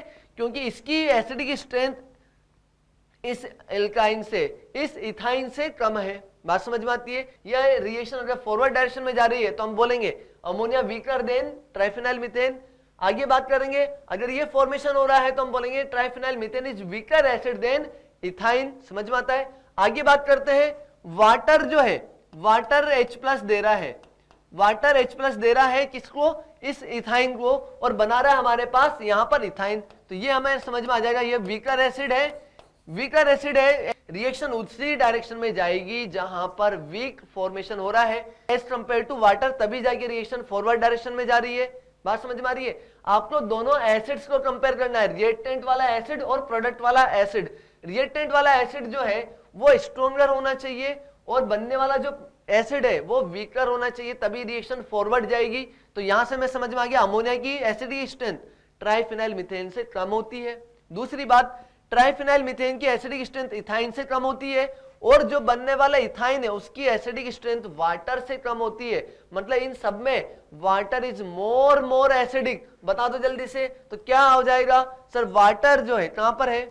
वाटर, सर बी ऑप्शन है, वाटर सबसे ज्यादा एसिडिक है, देन इथाइन है, देन ट्राइफिनाइल मीथेन है और देन अमोनिया है। तो इस रिएक्शन को देख के हम आंसर दे सकते हैं। समझ में आ रही बात? रिएक्शन उस डायरेक्शन में जाएगी जहां पर वीक बन रहा है। आपको देखना है बनने वाला जो एसिड है वो रिएक्टेंट वाले एसिड से वीकर होना चाहिए। तो हमने देखा ये रिएक्शन फॉरवर्ड जा रही है, तभी जा रही है जब वाटर जो है वो स्ट्रॉन्ग एसिड है और बनने वाला इथाइन जो है वो वीक एसिड है। समझ में आता है कि अच्छे से ऐसे कंपेयर कर करके ही ऐसे क्वेश्चन का आंसर दिया जाता है। ये क्वेश्चन एकदम एडवांस लेवल का क्वेश्चन है जो कि कभी भी इसका छोटा भाई बोलते हैं ना, जुड़वा भाई जेईई मेंस में आपको दिख सकता है। अच्छा क्वेश्चन था, लगा देना 5 स्टार। चलो आगे बढ़ते हैं, आगे बात करते हैं। 31 क्वेश्चन नंबर दिया हुआ है, the gases produced in the following reactions are respectively. इन सभी की रिएक्शंस हो रही है, कौन कौन सी गैस रिलीज हो रही है? चलो बताओ। तो ध्यान से समझना, ये है हमारे पास CH3NH2, तो ये नेगेटिव है ना। अगर ये बेस है तो ये NH4 पॉजिटिव क्या है? NH4 पॉजिटिव एसिड है। NH4 पॉजिटिव जो है वो इस बेस के साथ में रिएक्शन करेगा, क्या बनाएगा सर? NH4 पॉजिटिव अपना H+ देगा, ये NH2 नेगेटिव जो है उस H+ को एक्सेप्ट करेगा, बना देगा अमोनिया। समझ में आ रही बात? या एक कॉन्सेप्ट और समझ लो जो कि आपको इनऑर्गेनिक केमिस्ट्री में भी काम आएगा। अमोनियम के जो भी सोल्ट्स होते हैं, अमोनियम के salt, ammonium sulphate, ammonium chloride, ammonium bromide, ammonium hydroxide, जितने भी अमोनियम के सोल्ट्स होते हैं, अगर उनकी रिएक्शन आपने बेस के साथ करवा दी तो वहां पर अमोनिया गैस रिलीज हो जाती है। क्यों रिलीज होती है? क्योंकि जो NH4 पॉजिटिव है ना वो अपना H+ रिलीज कर देता है, H+ रिलीज कर देता है, तो वहां पर हमारे पास अमोनिया गैस रिलीज हो जाती है। बात समझ में आ रही है? ये हमारे पास बनेगा NH3। क्लियर चीज? अभी ध्यान से समझना, NH3 बनेगा CH3SO3H और NH, अरे ये तो सर अभी आपने बताया था, NHO3 जो है ये नेगेटिव है, ये फटाक से उसका H+ लेके जाएगा, H2CO3 बनाएगा। क्या बनेगा? H2CO3, और वो फर्दर ब्रेक हो जाएगा सर CO2+ वाटर में, CO2+ वाटर में। समझ में आ रही बात? तो क्या बोलेंगे? अच्छा, ये इंपॉर्टेंट बात यहां से ये भी आती है, ये जो H2CO3 में H+ एक्सेप्ट किया, H2CO3 बना, कार्बन जो है कहां से आया सर? ये आया इस NHCO3 वाले कार्बन से, ठीक है ना, और ये CO2 बन जाएगा। क्लियर चीज? क्या SO2 रिलीज होगी? नहीं सर, SO2 रिलीज नहीं होगी, CO2 ही रिलीज होगी। आगे बात करते हैं NH में, तो ये नेगेटिव है, H नेगेटिव जाएगा, H+ लेके आएगा, H प्लस कौन सा ज्यादा एसिडिक है? अब जल्दी से देखो, इस कार्बन के पास भी H प्लस है, इस नाइट्रोजन के पास भी H प्लस है, कौन सा हाइड्रोजन ज्यादा एसिडिक है? तो सर अमाइड में जो नाइट्रोजन वाली हाइड्रोजन है ना वो ज्यादा एसिडिक होती है। क्यों? क्योंकि नाइट्रोजन की इलेक्ट्रोनेगेटिविटी ज्यादा है, नाइट्रोजन की इलेक्ट्रोनेगेटिविटी ज्यादा है तो वो अपना H प्लस रिलीज करेगा, H प्लस ये H नेगेटिव लेके जाएगा और H2 बना देगा। क्योंकि कार्बन की इलेक्ट्रोनेगेटिविटी कम है, उसकी हाइड्रोजन कम एसिडिक है। याद रखना, इंपॉर्टेंट बात है, अमाइड में नाइट्रोजन की जो हाइड्रोजन है वो ज्यादा एसिडिक होती है, H2 की गैस रिलीज होगी तो पहली रिएक्शन में अमोनिया, दूसरी में CO2 और तीसरी में हाइड्रोजन। तो आंसर देख लो कौन सा आएगा, अमोनिया, CO2 एंड H2। ठीक, क्वेश्चन क्या आ सकता है? अगर इसी क्वेश्चन को इंटीजर बनाया जाए तो क्वेश्चन ऐसा भी आ सकता है कि बताओ बनने वाली जो गैसेस में है, जो जितनी भी गैस है उनका टोटल मोलर मास बता दो, मोलर मास बता दो। मतलब क्या बोलेंगे, अमोनिया का मोलर मास 17, CO2 का 44, हाइड्रोजन का 2, टोटल सम कर दिया, इंटीजर क्वेश्चन बन जाएगा। समझ में आ रही बात? अमोनिया का 17, CO2 का 44 प्लस हाइड्रोजन का 2 जोड़ देना, यही आपके पास आंसर आ जाएगा। इस तरह के इंटीजर क्वेश्चन जेईई मेंस में डेफिनेटली बनने वाले हैं, आपको पहले से प्रिपेयर रहना है। हो जाएगा ये। आगे बढ़ते हैं, आगे बढ़ते हैं। क्वेश्चन नंबर 32 देखते हैं। अब आ गए हम बेसिक स्ट्रेन के ऊपर। अभी तक हमने एसिडिक स्ट्रेन के काफी सारे क्वेश्चन सोल्व किए हैं, आई होप आपने अच्छे से एंजॉय करते उन्हें समझा है। अब हम बात करने वाले हैं बेसिक स्ट्रेन के बारे में। तो लिखेंगे which of the following group is most basic in the given compound. ये जो कंपाउंड दिया हुआ है ना, इसमें कौन सी नाइट्रोजन ज्यादा बेसिक है? तो हमने जो ट्रिक पहले जीओसी में बात की थी बेसिक स्ट्रेन के केस में, वही मैं आपको रिपीट करता हूं ताकि रिवीजन हो जाए।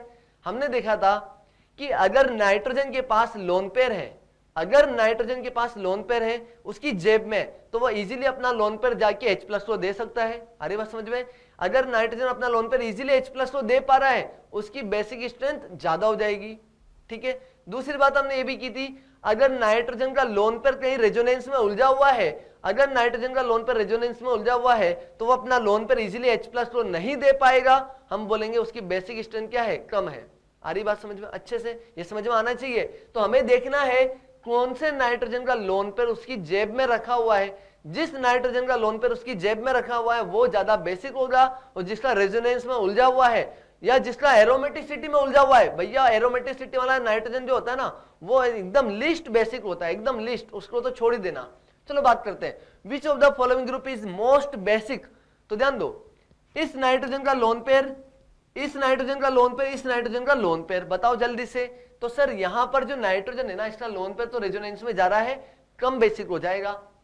यहां पर देखो, इस नाइट्रोजन की मैं बात करता हूं, नाइट्रोजन का lone pair single double bond, single double bond, single lone pair, मतलब सर ये जो लोन पेयर है, ये जो नाइट्रोजन का लोन पेयर है, ये वाला जो नाइट्रोजन का लोन पेयर, ये तो एरोमेटिसिटी का पार्ट बन रहा है। हरी बात समझ में? एरोमेटिसिटी का पार्ट बन रहा है, वो तो लीस्ट बेसिक है। और ये जो नाइट्रोजन का ये वाला जो लोन पेयर है, सेकंड वाली नाइट्रोजन का जो लोन पेयर है, देखो पाई सिंगल पाई सिंगल पाई सिंगल पाई, बिना इस लोन पेयर के पार्टिसिपेट किए भी यहां पर रेजोनेंस कंप्लीट हो पा रहा है। तो ये जो लोन पेयर कहां पर प्रेजेंट है? नाइट्रोजन की जेब में प्रेजेंट है। आ रही बात समझ में? तो ये लोन पेयर रेजोनेंस में जा रहा है, ये एरोमेटिसिटी में जा रहा है, लेकिन ये लोन पेयर नाइट्रोजन की जेब में रखा हुआ है, इसकी बेसिक स्ट्रेंथ सबसे ज्यादा हो जाएगी। तो तुमसे ऑर्डर पूछे तो हम बोलेंगे सेकंड वाली नाइट्रोजन का लोन पेयर सबसे जेब में रखा हुआ है, इस नाइट्रोजन की बेसिक स्ट्रेंथ सबसे ज्यादा है।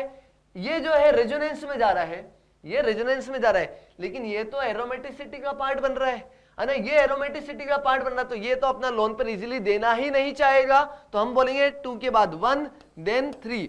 याद रखना, याद रखना इंपॉर्टेंट बात, ये जो नाइट्रोजन है ये एनिलीन टाइप की है ना, लिख भी देना एनिलीन टाइप की है। ये नाइट्रोजन जो पिरिडीन टाइप की है, और ये जो नाइट्रोजन है ये पाइरोल टाइप की है। पाइरोल वाली नाइट्रोजन क्या होती है? लोन पेयर रेजोनेंस एरोमेटिसिटी का पार्ट बना होता है। ये पिरिडीन है, अगर मैं इसे छुपा दूं तो ये हमारे पास पिरिडीन बनेगा, और अगर इन दोनों को हटा दिया तो वो हमारे पास एनिलीन बनेगा। पता है नहीं? अच्छे से बना लो जल्दी से। और जिसको बेसिक स्ट्रेंथ के और अच्छे अच्छे क्वेश्चंस भी देखने हैं ना, लिंक मैंने डिस्क्रिप्शन में दिया हुआ है, conceptual questions of basic strength, मैंने वहां पर और अच्छे क्वेश्चंस यहां पर लिए हुए हैं। आगे अपन और देखते हैं, वैसे वहां भी मैंने एक्सप्लेन किए हुए हैं। चलो हो गया ये, आगे बढ़ते हैं। आगे दिया हुआ है question number 33, select the basic strength order of following molecule.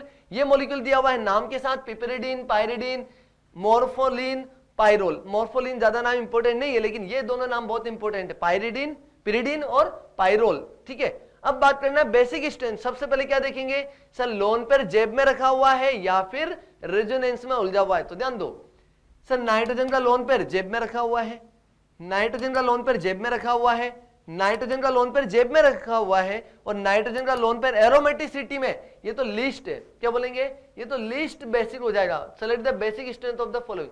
अच्छा, फोर्थ वाला जो है ना नाइट्रोजन, उसकी बेसिक स्ट्रेंथ तो सबसे कम हो जाएगी, ये तो समझ में आता है, सबसे कम है।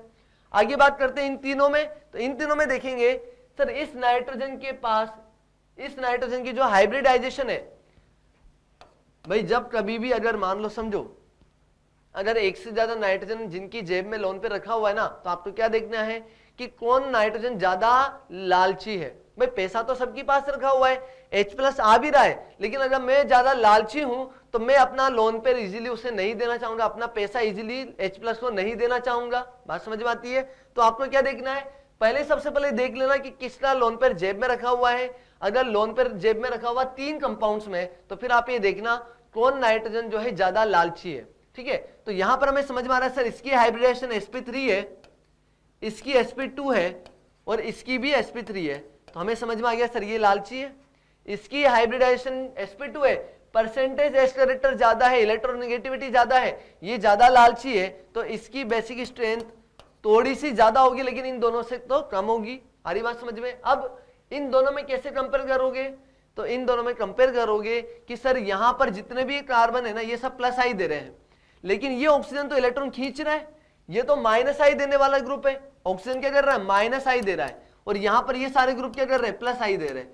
मतलब इस नाइट्रोजन के पास में लोन पर जेब में तो रखा हुआ है, लेकिन इसके जो पड़ोसी लोग हैं ना, वो उससे इलेक्ट्रॉन खींचना चाह रहे हैं, लालची लोग जुड़े हुए हैं इसके आसपास, तो इसकी बेसिक स्ट्रेंथ कम रहेगी, इसकी बेसिक स्ट्रेंथ ज्यादा रहेगी। चलो बात करते हैं यहां पर थर्ड, ये हो जाएगा थर्ड और ये हो जाएगा फर्स्ट। क्लियर है क्या? अच्छे से दोबारा सुन लो, यहां पर हम बोलेंगे सर, इसके साथ में नाइट्रोजन के साथ में जो जुड़े हुए लोग हैं ना, वो लालची हैं, इलेक्ट्रॉन खींचना चाहते हैं, तो ये नाइट्रोजन अपना लोन पर इजीली हाइड्रोजन को नहीं दे पाएगा। यहां पर क्या, उसके साथ में जुड़े वाले लोग बहुत अच्छे हैं, भैया H+ को लोन पर दो, हम तुम्हारी हेल्प करेंगे, तो यहां पर प्लस आई वाले ग्रुप है, डोनेटिंग ग्रुप है, नाइट्रोजन के पास इलेक्ट्रॉन डेंसिटी बढ़ेगी, वो अपना लोन पर इजीली H+ को देगा, बेसिक स्ट्रेंथ भी बढ़ जाएगी। बहुत अच्छा क्वेश्चन है और इंपॉर्टेंट भी है। क्लियर है? अच्छे से आगे बढ़ते हैं। Question number 34, order of basic strength of the given basic nitrogen is. अब इन सभी नाइट्रोजन में बताना है, तो ध्यान से समझो, ध्यान से समझो। सबसे पहले किसका नाइट्रोजन जो है जेब में रखा हुआ, देखो सर यहां पर ये नाइट्रोजन जेब में रखी हुई है, थर्ड वाले की, ये जो लोन पेयर है नाइट्रोजन की लोन पेयर जेब में रखी हुई है। यहां पर इस नाइट्रोजन का लोन पेयर भी जेब में रखा हुआ है, देखो कहीं रेजोनेंस में नहीं जा रहा, ये वाला नहीं सर, ये तो रेजोनेंस में जा रहा है, ये वाला ये भी रेजोनेंस में जा रहा है। अब दूसरी बात समझो, लिख भी देना स्टार पॉइंट डाल के, जो अमाइड वाले ग्रुप होते हैं ना, अमाइड वाले, अमाइड क्या होता है, C+H2, इनमें क्या होता है सर, ये जो लोन पे रेजोनेंस में जा रहा है ना, इस C+O के साथ में जा रहा है, और C+O का इलेक्ट्रॉन विड्रॉइंग नेचर बहुत ज्यादा होता है। तो अमाइड जो होते हैं ना, नाइट्रोजन कंटेनिंग कंपाउंड्स में जो अमाइड्स होते हैं वो लीस्ट बेसिक होते हैं, बहुत ही वीकर बेस होते हैं। आरी बात समझ में? बहुत वीकर बेस होते हैं। तो हम बोलेंगे जो फोर्थ वाली नाइट्रोजन है, इसकी बेसिक स्ट्रेंथ तो सबसे कम रहेगी, क्योंकि वो अमाइड वाला ग्रुप है। क्लियर है क्या? अच्छे से, ठीक। चलो अब बात करते हैं इन तीनों में, फर्स्ट, सेकंड और थर्ड में। फर्स्ट वाले का नाइट्रोजन का लोन पे रेजोनेंस में जा रहा है, सेकंड और थर्ड का नहीं जा रहा, तो हम बोलेंगे पहले फोर्थ की बेसिक स्ट्रेंथ सबसे कम, उसके बाद फर्स्ट की थोड़ी सी ज्यादा। अब इन दोनों में देखना है, सेकंड और थर्ड में, तो ध्यान से समझो, बहुत इंपॉर्टेंट कॉन्सेप्ट आने वाला है। क्या है सर, ये जो नाइट्रोजन लोन पे रेजोनेंस कर रहा है, तो ये डबल बॉन्ड ब्रेक होके इस नाइट्रोजन के ऊपर क्या कर रहा है, इलेक्ट्रॉन डेंसिटी बढ़ा दे रहा है। अरे बात समझ में? जैसे हमने ग्वानिडीन में पढ़ा था, देखो ग्वानिडीन में हमने पढ़ा था कि नाइट्रोजन यहां पर NH2 और NH2, ग्वानिडीन जो होता है ना, इससे ग्वानिडीन बोलते हैं। नाइट्रोजन कंटेनिंग कंपाउंड्स में जो ग्वानिडीन होता है उसकी बेसिक स्ट्रेंथ बहुत ज्यादा होती है एज कंपेयर टू, मतलब Na उसकी लगभग बराबर हो जाती है इसकी बेसिक स्ट्रेंथ। क्यों ऐसा होता है? क्योंकि सर ये नाइट्रोजन भी अपना लोन पेयर देके इसके ऊपर इलेक्ट्रॉन डेंसिटी बढ़ा रहा है, साथ में ये नाइट्रोजन भी अपना लोन पेयर देके इसके ऊपर इलेक्ट्रॉन डेंसिटी बढ़ा दे रहा है। आ रही बात समझ में? दोनों नाइट्रोजन अपना लोन पेयर देके इसके ऊपर इलेक्ट्रॉन डेंसिटी बढ़ा रहा है, और जैसे इलेक्ट्रॉन डेंसिटी बढ़ेगी, लोन पेयर जेब में रखा हुआ है, फटाक से H+ को लोन पेयर देगा। इस ग्वानिडीन की, ग्वानिडीन बोला जाता है, इसकी बेसिक स्ट्रेंथ सबसे ज्यादा होती है। ये बहुत इंपॉर्टेंट बात है, क्लियर है चीज? और डीप में मैंने आपको समझाया हुआ उस वीडियो में, जिसका लिंक डिस्क्रिप्शन में दिया हुआ है, उसे भी आप देख सकते हो। चलो ये हो गया। तो हम बोलेंगे फोर्थ वाला सबसे वीकर बेस, देन फर्स्ट वाला। अब सेकंड और थर्ड में, तो सर सेकंड में तो लोन पेयर इलेक्ट्रॉन देके इसकी इलेक्ट्रॉन डेंसिटी बढ़ा दे रहा है, सेकंड की बेसिक स्ट्रेंथ सबसे ज्यादा हो जाएगी। तो सेकंड सबसे ज्यादा, देन थर्ड। कौन सा ऑप्शन दिया हुआ है भैया? सेकंड, थर्ड, फर्स्ट और फोर्थ। आंसर आ जाएगा डी। लगा दो जल्दी से। Second, third, first and fourth हो जाएगा। लोन पेयर जेब में देखना है, लोन पेयर जेब में होना चाहिए, लालची कम होना चाहिए, रेजोनेंस में तो सबसे कम हो जाएगा, और अमाइड वाला ग्रुप है, सी डबल बॉन्ड के साथ में रेजोनेंस में जा रहा है, weakest base of nitrogen family हो जाएगा ये। चलो आगे बढ़ते हैं। Question number 35, how many following compounds are more basic than aniline? Aniline से ज्यादा बेसिक कौन कौन से कंपाउंड्स हैं? तो चलो देखते हैं, है ना। ध्यान दो, एनिलीन क्या होता है सर? एनिलीन होता है NH2, और ये हो जाता है लोन पेयर, ऐसे होता है एनिलीन, है ना। एनिलीन का नाइट्रोजन का जो लोन पेयर है वो रेजोनेंस में जा रहा है। हमें सबसे पहले देखना है किसका लोन पेयर जो है जेब में रखा हुआ है, वो देख लो सबसे पहले। तो सर इसका लोन पेयर जेब में रखा हुआ है, ये तो बेसिक होगा, सबसे उससे ज्यादा तो बेसिक होगा, ये समझ में आता है। और देखो, नहीं और तो सब में जो नाइट्रोजन है ना, लोन पेयर रेजोनेंस में जा रहा है, ठीक। यहां पर क्या हो रहा है सर? यहां पर हो रहा है SIP, सिस्टमेटिक इन्वेस्टमेंट प्लान। क्या हो रहा है? Systematic investment plan. और SIR सर मतलब फायदे का सौदा, और SIP मतलब घाटे का सौदा। पढ़ाया हुआ है, दोबारा सुनो, दोबारा सुनो। स्टेरिक इनहिबिशन इन प्रोटोनेशन, स्टेरिक इनहिबिशन इन प्रोटोनेशन। क्या बोलेंगे सर? ये जो CH3 है ना, ये स्टेरिक हिंड्रेंस दे रहा है आने वाले H+ को। ये H+ आना चाहता है इस नाइट्रोजन के पास लोन पर लेने, लेकिन जो CH3 है ना, वो उसे हिंड्रेंस दे रहा है, प्रोटोनेशन नहीं होने दे रहा। तो आपको याद भी होगा, जो ऑर्थो सब्स्टिट्यूटेड एनिलीन होती है, उनकी बेसिक स्ट्रेंथ सबसे कम हो जाती है। आ रही बात समझ में? तो ये तो एनिलीन से कम बेसिक है, क्योंकि ड्यू टू SIP वो रिएक्शन, मतलब इसकी बेसिक स्ट्रेंथ एनिलीन से कम है, ज्यादा नहीं है, तो ये आंसर नहीं होगा। यहां पर क्या बोलेंगे सर? ये +I दे रहा है, +I देके थोड़ी बहुत ही सही, बट बेसिक स्ट्रेंथ बढ़ा तो रहा है, तो हाँ सर ये एनिलीन से ज्यादा अच्छा बेस है। तो 2 कंपाउंड हो गए। आगे बात करते हैं इसमें। सर इसमें ये भी जो है +I देके बेसिक स्ट्रेंथ बढ़ा रहे हैं नाइट्रोजन, इसकी एनिलीन की जो इसकी बेसिक स्ट्रेंथ जो है N, डाइमिथाइल एनिलीन की बेसिक स्ट्रेंथ एनिलीन से ज्यादा ही होगी, क्योंकि 2 CH3 जो ग्रुप है उसके पास में इलेक्ट्रॉन डेंसिटी बढ़ा दे रहे हैं ड्यू टू +I, ठीक। अब ये जो NO2 है -I देगा, उसकी बेसिक स्ट्रेंथ डिक्रीज कर देगा, एनिलीन से बेसिक स्ट्रेंथ इसकी कम हो जाएगी। यहां पर सर ये +M देगा, +M देगा। डोनेटिंग ग्रुप है, इलेक्ट्रॉन में डेंसिटी बढ़ाएंगे तो यहां नाइट्रोजन के पास इलेक्ट्रॉन डेंसिटी बढ़ेगी, बेसिक स्ट्रेंथ भी बढ़ जाएगी। आगे बात करते हैं। यहां पर C2H5 ये भी सर अपना लोन पर देगा, और ये भी +I देगा, सॉरी ये भी +H देगा, ये +I देगा, डेंसिटी ये भी बढ़ा देगा, इसकी भी बेसिक स्ट्रेंथ ज्यादा हो जाएगी। तो कितने कंपाउंड्स हो गए? 1, 2, 3, 4 एंड 5। फिर से आंसर आ गया हमारे पास 5। इंटीजर क्वेश्चन इस तरीके से बनाए जा सकते हैं, आपको फटाक से आंसर देना है। मैं थोड़ा छोटा कर देता हूं, लिख दो जल्दी से। SIP याद रहेगा, सिस्टमेटिक इन्वेस्टमेंट प्लान, घाटे का सौदा नहीं करवाना चाहिए। और SIR सर मतलब फायदे का सौदा, तो हम जानते हैं बेंजोइक एसिड में ऑर्थो पोजीशन पे कोई ग्रुप लगा दोगे बल्कि वाला, वहां पर SIR लगता है। स्टेरिक इनहिबिशन इन रेजोनेंस, वहां एसिडिक स्ट्रेंथ बढ़ जाती है। एनिलीन की ऑर्थो पोजीशन पे आपने कोई बल्कि ग्रुप जोड़ दिया, वहां पर स्टेरिक इनहिबिशन इन प्रोटोनेशन हो जाता है, वहां पर H+ को हिंड्रेंस मिलता है, बेसिक स्ट्रेंथ एनिलीन की या नाइट्रोजन की बेसिक स्ट्रेंथ वहां पर डिक्रीज हो जाती है। याद होना चाहिए, बना लो जल्दी से।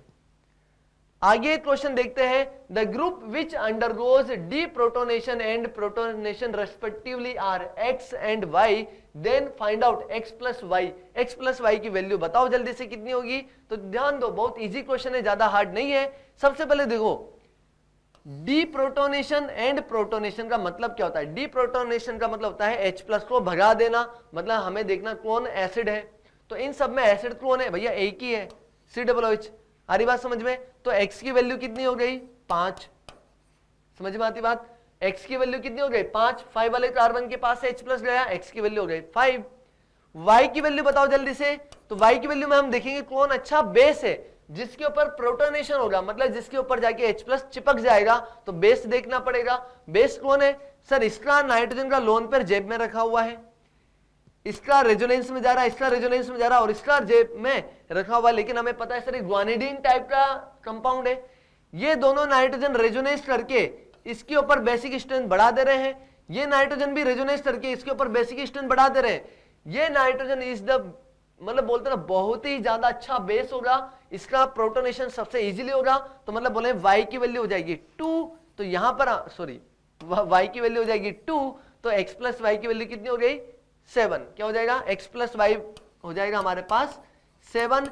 मैं बोल रहा हूं फिर से, इंटीजर में इस टाइप के क्वेश्चन जरूर आपको मिल सकते हैं, किसी भी तरीके से वो बना सकते हैं। मैंने भी ट्राई किया कुछ इस तरह के क्वेश्चन आपको लेके आने के लिए, ताकि आपको थोड़ा सा पहले से हम प्रिपेयर्ड हो जाए अच्छे से कि जेईई मेंस में ऐसे क्वेश्चन पूछे जाता हूं बिना डरे, बिना स्ट्रक्चर से ऐसे डरे हम जल्दी से आंसर दे पाएंगे। हो जाएगा ये? बना दो। चलो ये तो हो गया, आगे बढ़ते हैं। क्वेश्चन नंबर देखते हैं। The decreasing order of bond length of carbon double bond carbon bond in the following compound. ये हमारा आज का लास्ट लेक्चर, आज का लास्ट टॉपिक है, इसे देख लेते हैं। हमें the decreasing order of bond length बताना है, बॉन्ड लेंथ का डिक्रीजिंग ऑर्डर बताना है। चलो ध्यान देना, आपने जरूर पढ़ा होगा जहां पर पाई बॉन्ड कैरेक्टर ज्यादा होता है बॉन्ड लेंथ कम हो जाती है, जैसे जैसे पाई बॉन्ड कैरेक्टर डिक्रीज होता जाता है बॉन्ड लेंथ इंक्रीज होती जाती है। पढ़ा होगा जरूर डेफिनेटली। तो ध्यान दो, सबसे ज्यादा सबसे पहले देख लो सर, यहां तो प्योर पाई बॉन्ड है, प्योर पाई बॉन्ड है, ये प्योर पाई बॉन्ड है, तो यहां पर बॉन्ड लेंथ सबसे कम हो जाएगी। यहां पर रेजोनेंस हो रहा है, यहां पर हाइपर कॉन्जुगेशन हो रहा है और यहां पर एरोमेटिसिटी आ रही है। बात समझ में आ रही है? यहां पर तो एरोमेटिसिटी आने की वजह से पाई बॉन्ड का बहुत अच्छे से जो है क्या बोलेंगे, बहुत अच्छे से यहां पर डीलोकलाइजेशन हो रहा है। यहां पर पार्शियल पाई बॉन्ड कैरेक्टर ज्यादा आएगा, पार्शियल पाई बॉन्ड कैरेक्टर आएगा तो बॉन्ड लेंथ सबसे ज्यादा होगी। हम बोलेंगे सर थर्ड वाले में एरोमेटिसिटी होने की वजह से अच्छे से रेजोनेंस हो रहा है, बहुत ज्यादा रेजोनेंस हो रहा है, पार्शियल पाई बॉन्ड कैरेक्टर आएगा, बॉन्ड लेंथ सबसे ज्यादा हो जाएगी। तो थर्ड वाले की बॉन्ड लेंथ सबसे ज्यादा है। कौन सा ऑप्शन है? एक ही दिया हुआ है, लेकिन और देख लेते हैं। इसमें एरोमेटिसिटी आ रही है, इसमें रेजोनेंस आ रहा है, आ रही बात समझ में? रेजोनेंस आ रहा है। और इसमें क्या लग रहा है सर? हाइपर कॉन्जुगेशन लग रहा है, प्लस एच दे रहा है, ये भी प्लस एच दे रहा है। हाइपर कॉन्जुगेशन की वजह से यहां पर भी जो पाई बॉन्ड है ना, ये डीलोकलाइज हो सकता है, लेकिन as compare to resonance hyperconjugation का इफेक्ट क्या होता है? वीक होता है। तो हम क्या बोलेंगे? थर्ड एरोमेटिसिटी आ रही है, बॉन्ड लेंथ सबसे कम हो जाए, मतलब बॉन्ड लेंथ सबसे ज्यादा हो जाएगी, पार्शियल पाई बॉन्ड कैरेक्टर सबसे कम रहेगा। फिर यहां पर बॉन्ड लेंथ थोड़ी कम, यहां पर सबसे कम, और यहां पर तो प्योर पाई बॉन्ड है, बॉन्ड लेंथ सबसे कम हो जाएगी। आंसर आ जाएगा थर्ड, फर्स्ट, सेकंड, फोर्थ। कौन सा दिया? थर्ड, फर्स्ट, एक ही ऑप्शन दिया हुआ है। हो जाएगा क्या?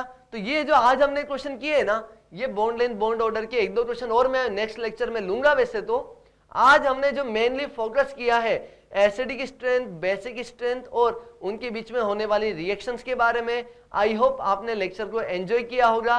और रेजोनेंस एनर्जी किसमें स्टेबिलिटी ज्यादा होगी ये हमने पहले ही लेक्चर में पढ़ लिया था।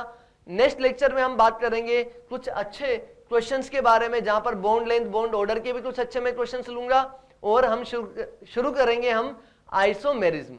मिलते हैं नेक्स्ट लेक्चर में। जय भारत।